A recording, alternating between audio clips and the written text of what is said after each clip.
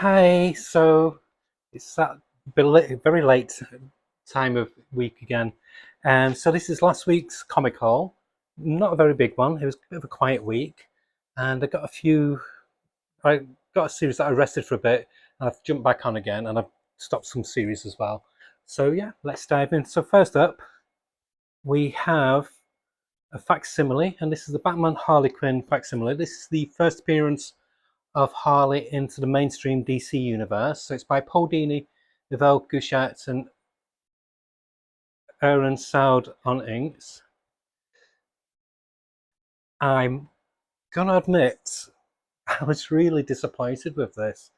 I don't know what I was expecting, but I think because of all the hype about it being such a historic issue of oh, sorry, my glasses driving me mad. The first historic issue of the first appearance of Harley in the mainstream DC universe. I thought the story would be something special, but yeah, the art I found very odd. I'm glad I picked it up because it's always piqued my curiosity, but yeah, I'd give it a 6 out of 10. So yeah, nothing more I could say about it. I think because it's been hyped for so many years. Um, Maybe I don't know what I was expecting to be honest, but not that. So from there, we move on to a Marvel comic. So I've got one Marvel comic this week, but it is, like I said, it's only a very small haul anyway. And it's one didn't know if I was going to carry on with or not. The first issue left me feeling a bit, and that was Fantastic Four, Volume 2 by Ryan North. But I got issue number 2. So by Ryan North, Humberto Ramos on artwork. I'm not keen on that cover, I've got to be honest. But the artist side's really quite nice. The story, I don't know. I'm going to give it another few issues. It's not badly written, lipstick, but for some reason, sorry, my lips doing weird things. But for some reason, it's just I'm just not connecting with it. But I want to give you a few more issues. I don't like this. It's a trope he did in the very first volume where he split them all up, and then he came together after about 6 or 7 issues, and he's doing it again with this. It's a bit. They have connected again with the second issue. It's clumsy. That's what's annoying me. I find the whole new One World on Doom, the whole big event is very clumsy. It's stretching over 9 months. And I think that's what's pulling me out of it a bit. If it was just a pure Fantastic Four comic without any ties to a crossover that starts before they relaunch this, um, I don't think I think I'd enjoy it a lot more. So I'm going to give it about 6.57 out of 10. But I am going to try the next few issues. And then we've just got one Image comic. Like I said, it's a really light week, and this is the big double-sized issue of Bug Wars, the finale of Book One, issue number 6. I love this.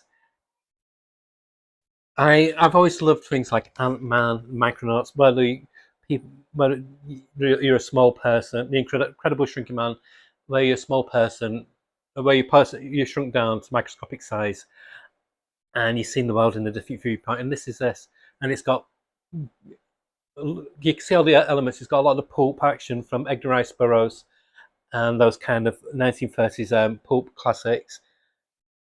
Yeah, this is ticking on my boxes. It's completely out of the but it's a fantasy. It's meant to be loopy and crazy. It's definitely not for kids, even though it's a teenage protagonist as the main character. It's definitely not for kids. The language is very salty, very blue. It's got a very satisfactory ending for book one, and it makes you want to. It leaves you wanting more. So I can't wait for when book 2 comes out next year. There is going to be a special as well. There's quite extensive notes at the back, a really good letters page. The art by Mahmoud Asrar is superb. It's really great. Yeah, it's just a very satisfactory comic that doesn't skimp on the gore. There's a good streak of humour in it. It's it's just fun. It's a fun fantasy action comic. And yeah, I'm going to get the next volume when it comes out. I'm going to give this a 9 out of 10. it's been a very satisfactory read. If you've not been buying it, do get the trade. Sorry, looks like one of my comics is stuck to the other one. That's a bit annoying. But next up, we've got Batman Dark Patterns number 9. This is the third part of Pareidolia. So this is the third storyline in this 12-issue series. They're going to have 4 stories in total. I love that cover by Hayden Sherman, and their art inside is just fantastic. What I like about the conclusion of this story, it concludes in a way you could never predict. Instead of it being a grand reveal, it's a damp squib of a reveal, and it's purposely done so.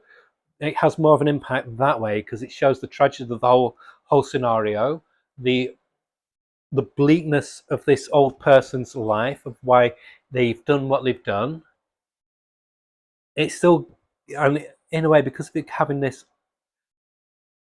downturn in the reveal, it has more of an impact, more of a stomach punch. It was just a very, very classy detective story.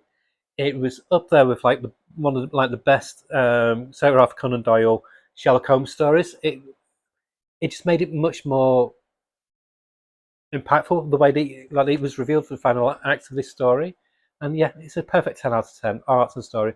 If you've not been buying this, you're missing out on one of the best comics of the year. Damage my cover. Next up, we've got issue 2 of Gotham by Gaslight, League for Justice. So it's not really an issue 2; it's really an issue 8 because this series carries on the story from the previous Gotham by Gaslight series. But the artist and writer needed to take a break, so they should have carried it, just had a gap, and then carried on the same number. But that's just a minor gripe. But the art's really good. You get a lot of bang for you. But there's about 30 story pages in here. It's a good alternate take. It's like Western noir, steampunk vibe, all meshed together with this 19th century version of Batman and the other Justice League members, and it's really good. It's really fun. The pace doesn't let up. There's intrigue. Lex Luthor's superb in this. It's just a fun action comic. It's superheroes in the bare minimum. It's the more action heroes, more like pulp heroes, and yeah, it's a very rewarding read. 8 out of 10. Now, a comic that I rested for a bit. I do this with some titles. I rest them, and then I'll see how they develop within a few months. And one I did that with is Aquaman. I stopped it for a few months. Main reason being I had a bit of an art jolt when the replacement artist came on, but the original artist John Sims come back on, and reading it back to Max 7 and 8, it made me enjoy the story more because first it was lulling a bit with issue 6, but it comes back on. I even don't mind the art in the by what's the artist's name? By Michael Shelfer in issue 7. He's thrown on me a bit of this, but number 8 was a really great ending to this big story arc. The final next issue will be like the aftermath. So the main gist of the story is ended with this. And there's some gorgeous, gorgeous, dynamic splash pages within it. This is great. This is getting away from the heavy fantasy lore, and it's getting like more of a perfect blend of underwater superheroics with fantasy elements, and it's a very rewarding read. I don't want to give much of the plot away because a lot happens in this issue, and yeah, I really enjoyed it. So I'm back on with this. I'm going to give it 9 out of 10, and this, I think, is going to be my comic of the week. And this is Superman Action Comics 1089, Visions of Destruction. I love that Ryan Suck cover. It's got very much a Keith Giffen kind of vibe on that cover, if you look at his old Legion of Superhero covers. So it's by the team of Mark Waid and Skylar Partridge. And Captain Atom comes back in. I've not read anything by Captain Atom in years. And again, it's doing that it's the superhero version of the Wonder Years. So it's adult Superman recounting the tales of his youth and how he came to be known as Superboy. And it's got that perfect blend of retro and modern day with that homegrown farm life vibe of Smallville, But then these other elements are now coming in to show you how Superman's destiny isn't just restricted to Smallville. He's got a bigger destiny ahead. It's just it's just a masterclass in how to do good, solid writing on a mainstream superhero comic. Yeah, it's I'm going to give this a 10 out of 10 as well. Dark Patterns, I think, is the joint head to head with this, but this is consistently good. So that's why I want to give the Comic of the Week to this one, because I came into this with a bit of a negative viewpoint, thinking, oh, it's going to be cheesy, it's going to be awful, and it's not. I should have trusted Mark Waid. And the artwork by Skylar Partridge is really nice, really pleasing to the eye. It's grown on me. The first issue, it felt like they were finding their feet, but it feels like they've got it now. And yeah, if you're going to get one Superman comic,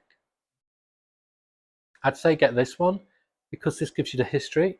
I kind of jumped off Superman the ongoing. I'm going to start just getting that in trade paperbacks instead, because that one definitely has more like specials and flip flops with other comics. So I'm just getting this as Superman Unlimited, which I recommend as well, because that's really improved as well recently by Dan Slott. So yeah, that's my comic of the week, and I am now not hiding behind the camera because I've finally got hot water again. Hey, so I'm not a greasy mess. Okay, bye.